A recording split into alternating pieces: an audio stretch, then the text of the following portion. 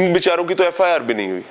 And सबसे पहले तो मैं माफी भी चाहूंगा पब्लिकली कि बहैसियत इस मुआशरे की आंखें और इस मुआशरे के कान हम आपकी आवाज सुनने में नाकाम हुए। मैं सबसे पहले आपका शुक्रिया अदा करूंगी। अस्तगफिरुल्लाह। जज़ाकल्लाह। अल्लाह आपसे राज़ी। अल्लाह ताला बेशक खुद ज़मीन पे नहीं आता। अल्लाह ताला बेशक मैं बहुत गुनहगार इंसान हूँ। मैं ये टीवी की कंजम्पशन के लिए, आपकी कंजम्पशन के लिए नहीं कह रही। बेशक मेरे रब के बनाए हुए फरिश्ते हैं जो बुरे वक्त में आपका साथ देते हैं।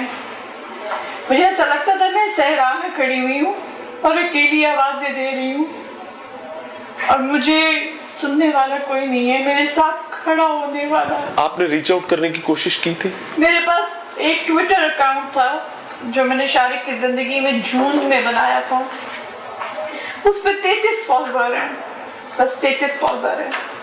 मुझे ये नहीं पता था कि लोग किस तरह किस मीडिया प्लेटफॉर्म पे जाते हैं और किस तरह लोग अपनी आवाज रीच आउट करते हैं आउट ऑफ शेयर फ्रस्ट्रेशन, क्योंकि कोई मेरी आवाज नहीं सुनना चाहता था।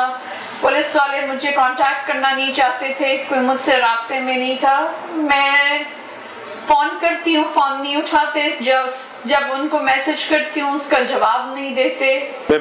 एक बेसिक राइट बहन किसी भी पाकिस्तानी का कानून उसको देता है, आइन देता है कि अगर किसी के साथ कोई इंसिडेंट होता है, कोई हैपनिंग होती है तो उसकी एफआईआर दर्ज होनी चाहिए, जो कि फर्स्ट इंफॉर्मेशन रिपोर्ट है। मैं बताती हूँ कि मुझे शारिक की मौत का पता शारिक के मुलाजिम से चला।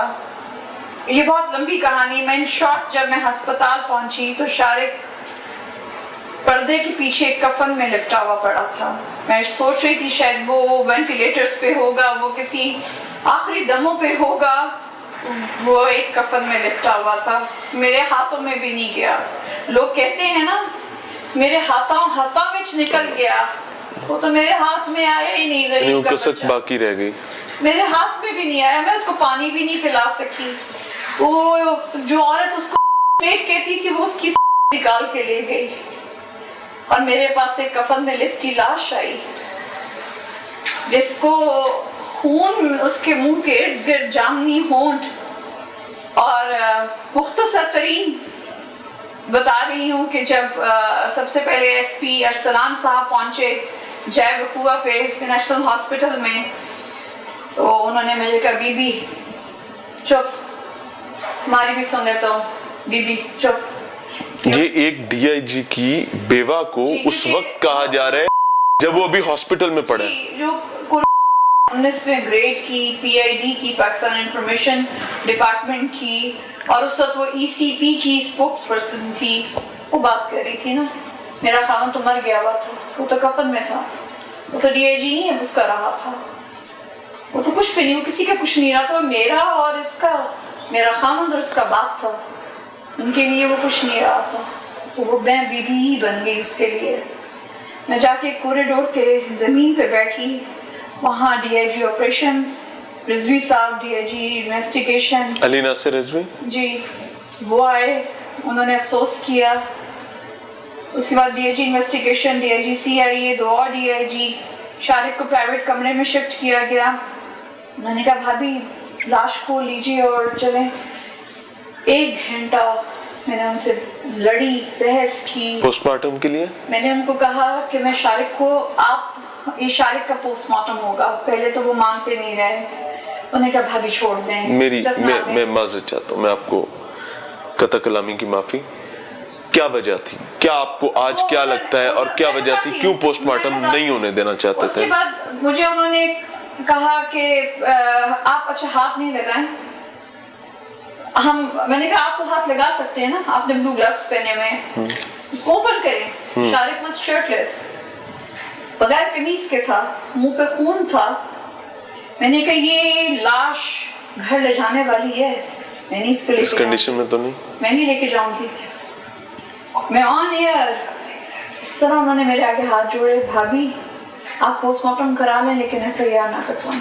इस तरह हाथ जोड़े कि भाभी देखिए पोस्टमार्टम में पता नहीं क्या निकलता है, हम एफआईआर दे दे, बदनामी हो जाए, एग्जैक्ट वर्ड टू वर्ड बता रही हूँ, बदनामी हो जाए तो आप अभी एफआईआर मत कटवाएं।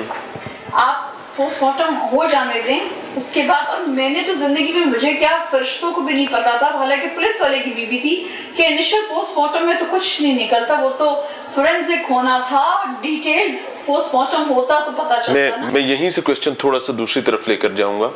जिस वक्त ये तमाम चीजें हो रही थी उस वक्त आपके इल्म में आ गया हुआ था कि ये अपार्टमेंट पर कुछ मामला हुआ और उसके बाद वो यहाँ तक पहुंचे? मैं जब शारिक को पर्दा हटाया और लिपटी हुई लाश में देखा, तो जब मैं बाहर निकली मैंने डॉक्टर से पूछा कि ये इनकी वफात इधर हुई है? उन्होंने कहा नहीं जी, ये हमें डेड रिसीव हुए हैं। मुझे एग्जैक्टली इसी तरह घड़ी याद है। मैंने उनको ये भी पूछा कि कितनी देर पहले आपको रिसीव हुए हैं? वो खातून डॉक्टर थी, शी से 40 मिनट पहले रिसीव हुए हैं। हमने इनको रिवाइव करने की कोशिश की लेकिन बहुत पहले की डेथ हो गई हुई है। इनका कौन लेके आए हैं? उन्होंने ऐसे इशारा किया वो रेस्क्यू 1122 वाले लेके आए हैं। इसी तरह ज़ॉम्बियों की तरह मैं उनके पास गई। मैंने कहा आप लेके आए हैं? जी। मैंने कहा शारिक जिंदा थे? एक बीवी और क्या पूछती है? यही पूछेगी ऑब्वियसली। और एक पुलिस एहलकार की, पुलिस ऑफिसर की बीवी वो यही पूछेगी। किसी की भी बीवी होती वो यही जानना चाहती कि शायद जिंदा हो, शायद सांस लिए हो उसने। उन्होंने कहा नहीं जी, हम जब पहुंचे बहुत देर के फौत हो गए हुए थे और मुंह के बल गिरे हुए थे। हमने इनको इसी तरह उठाया और चादर में लपेट के ले आए और शारिक के मुंह पे और होंठ पर्पल, हाथ मैंने चीख पे उसके लगाया तो यह उसका मुंह हो चुका हुआ था। सो उसके बाद बहुत कन्विंसिंग के मेरा गला बैठ गया। मेरा बड़ा भाई वहाँ मौजूद था। उसके दरमियान अरसलान ने हानिया को कब बीच में से निकाला उस सारी हीटेड गुफ्तगू एसपी अरसलान ने जी, और हानिया से डेथ सर्टिफिकेट और बॉडी रिलीज सर्टिफिकेट साइन करवाया without your consent, without knowing. मुझे तो ये भी नहीं पता इसको, ये कहा मुझे सिर्फ ये सुनाई दिया गया बेटे आप जरा बाहर आओ। सो आई थॉट कि they are discussing something graphic, तो इसको निकाल रहे हैं। मुझे ये नहीं पता इसको कमरे से क्यों निकाल रहे हैं। और 3000 रुपए, क्योंकि मेरा हैंडबैग भी इसी के पास था, 3000 रुपए ऐसे लिया बॉडी रिलीज और डेथ सर्टिफिकेट पे, बिकॉज ये उसी वक्त 18 साल की अप्रैल में हुई है और 1 महीना पहले इसका आईडी कार्ड बन के आया था। इसके इन्होंने साइन करवा लिए। उसके बाद 1 घंटा कन्विंस करने के बाद उन्होंने कहा कि ओके आप इसको हाथ नहीं लगाएंगे शारिक को, हम जिन्ना अस्पताल डेड हाउस भेजेंगे। 3:30 बजे हम वहां पहुंचे। वहां उन्होंने कहा जी सुबह 6:30 आपको बॉडी दे देंगे, लेकिन शदीद बारिश थी उस दिन, ये खत्म होने का नाम नहीं ले रही थी। 12:30 बजे हमें बॉडी मिली।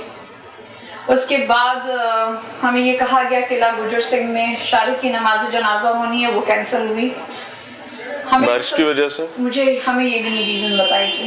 हमें सुबह इंटीरियर मिनिस्ट्री से मेरे भाई को फोन आया, पुलिस के मुख्तलिफ एहलकारों ने फोन कर रहे थे, ECP से फोन आ रहे थे कि आपने FIR नहीं कटवानी। इलेक्शन कमीशन ऑफ पाकिस्तान से जी, मेरे भाई को कहा क्लियरली कि आपने कोई कार्रवाई नहीं करनी, और इसी वजह से CIA ने। उसके बाद आप ये भी छोड़ दें, हम शारिक को लेके पहुंच गए अब SP अरसलान साहब से, जिन्होंने कॉर्डन ऑफ किया शारिक के अपार्टमेंट को। नाज़रीन, गुफ्तगू को यहीं से आगे बढ़ाएंगे और मेरी हम्बल सबमिशन है कि इस प्रोग्राम को एक तनकीद के तौर पर नहीं, एक इस्लाह की जहद के तौर पर देखा जाए। मिलते हैं एक ब्रेक के बाद।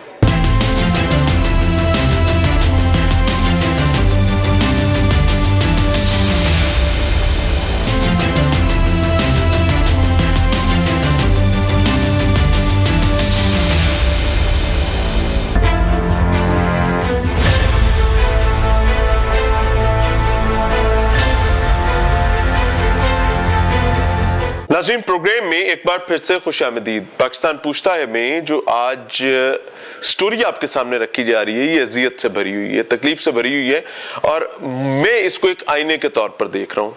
ये स्टोरी मुझे बताती है कि मेरा मुआशरा, मेरी पुलिस का निज़ाम, मेरा निज़ाम अदल कितना बदनुमाई का शिकार हो चुका हुआ है। शारिक साहब की बेटी हमारे साथ मौजूद है। बेटा, अल्लाह ताला आपके लिए आसानी का मामला फरमाए।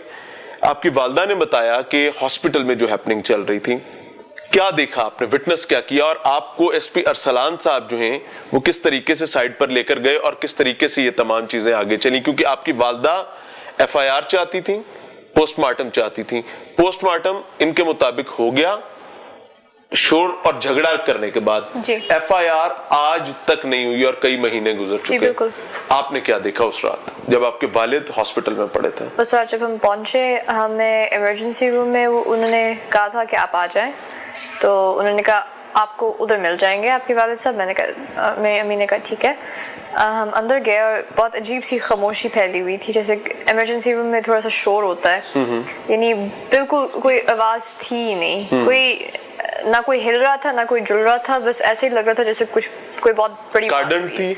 बिल्कुल खामोशी थी, पर्दे आगे हुए थे, कोई बोल नहीं, डॉक्टर्स खड़े हुए थे, कोई बोल नहीं रहा था, कोई बोल नहीं रहा था। तो उन्होंने कहा जी इस पर्दे के पीछे आ जाएं, और जब हम उस पर्दे के पीछे गए थे, पहले मेरी माँ गई थी और उनको यानी मुर्दा हालत में मेरे वालिद साहब नजर आ गए, उनकी बॉडी रैप हुई थी, और हमें कोई ऐसा था नहीं कि कोई सीरियस इतनी बात होगी कि वो फौत हो जाएंगे। हमें तो ये था कि वो मशीन्स पे होंगे, कुछ लाइफ सपोर्ट पे होंगे, कुछ ऐसा हो गया होगा, कोई कार्डियक अरेस्ट हो गया होगा, कुछ ऐसा हो जाता, यानी कोई डायर कंडीशन में हो जाते, लेकिन फौत हुए इतना मिलते।